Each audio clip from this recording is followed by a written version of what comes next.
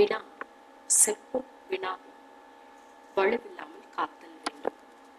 வினா என்பது அறிந்து கொள்ள வேண்டும் என்று கேட்பது. விடை என்பது கேட்டதற்கு பதில் சொல்வது.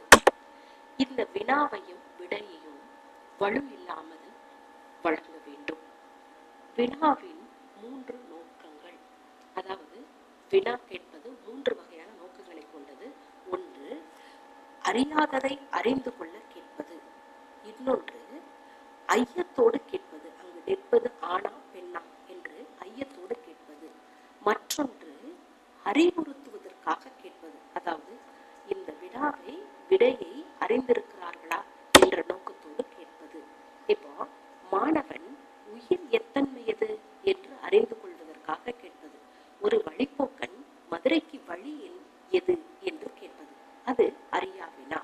அடுத்தது ஐய வினா என்பது அங்கு பாய்ந்து ஓடுவது புல்வாயா அல்லது புலியா என்று கேட்பது. அறிந்து கொண்டிருக்கிறாரா என்பதை கேட்பதற்கு அறிவுறும் வினா, அதாவது சோதித்து பார்ப்பதற்காக கேட்பது. பாலைக்களியை பாடியவர் யார் என்று மாணவனை பார்த்து கேட்பது.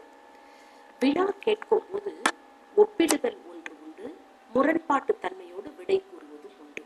அதாவது ஒப்பிடும் போது ஒரு பொருளை மற்ற பொருளோடு ஒப்பிடும் போது அது குட்டையா நெட்டையா என்று வினவுதல் உண்டு.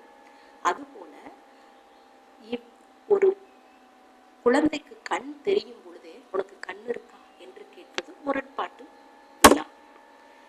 விடையளிப்பதுள்ள 2 வகையான விடையளித்தல் இருக்கிறது.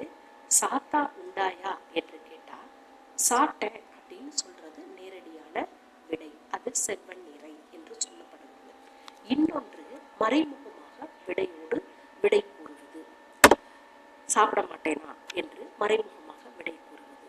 அடுத்தது, வினாவும் செப்பே வினா எதிர்வரணை. ஒரு வினா கேட்கும் பொழுது விடை சொல்லுவது கேள்வியாக கூட அமைய முடியும். பரீட்சை எழுதிட்டியா என்று கேட்டா ஏன் பரீட்சை எழுதியிருக்க மாட்டேனா என்று எதிர்வினா கேட்பது.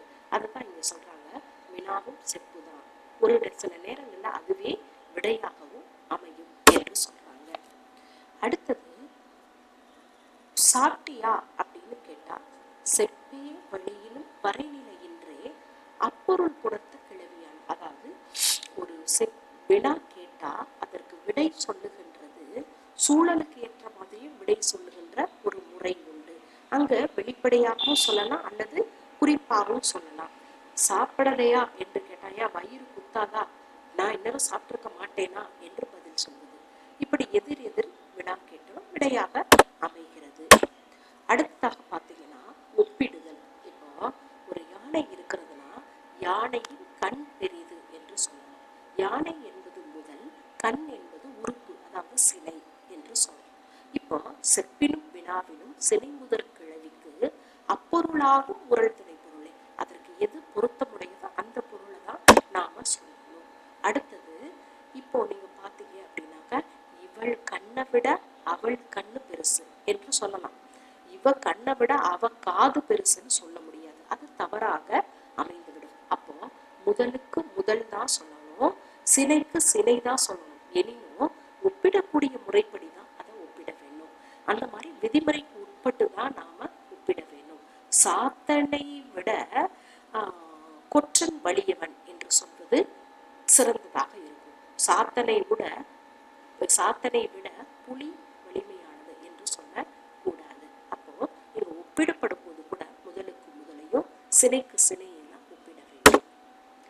அடுத்தது, இவள் கண்ணினும் அவள் மேனி அழகு அப்படின்னு சொல்லக்கூடாது. இவள் கண்ணை விட அவள் கண் அழகு என்று தான் நாம சொல்லணும். இப்படி முதலுக்கு முதலும் சிலைக்கு சிலையும் நாம பதில் சொல்வது உண்டு. இப்படி செப்பு வினா இரண்டிற்கும் பொதுவான விதிகள் இதுதான் அப்படின்னு சொல்றாங்க. அதாவது இவள் கண்ணை விட அவள் கண் பெரிதோ அப்படின்னா பெரிதுன்னு சொல்லலாம். இவள் வேலிலும் அவன் வாழ் பெரிதோ என்று கேட்டா பெரிது என்று சொல்லலாம்.